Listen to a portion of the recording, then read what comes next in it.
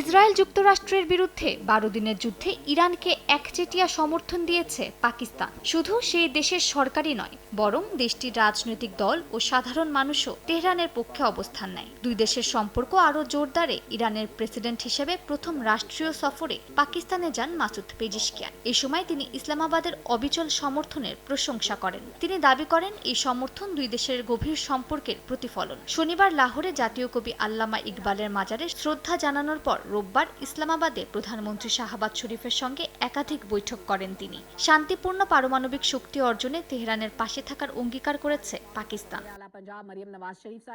Pezeshkian জানান, 13 June শুরু হওয়া ইসরায়েলের আগ্রাসনে ইরানে প্রাণ হারান 1000-এর বেশি মানুষ। তাদের মধ্যে ছিলেন সেনা কমান্ডার, পরমাণু বিজ্ঞানী এবং সাধারণ নাগরিক। এই পরিস্থিতিতে ইসলামাবাদের অবস্থান ভ্রাতৃত্বপূর্ণ ও নৈতিকভাবে দৃঢ় ছিল বলে মন্তব্য করেন তিনি।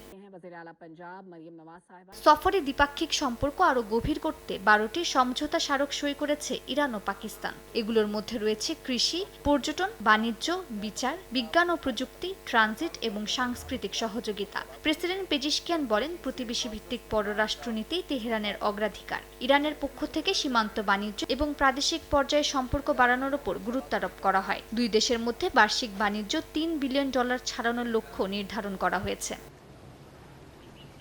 মালিহা সুহরওয়ার্দী, সময় সংবাদ।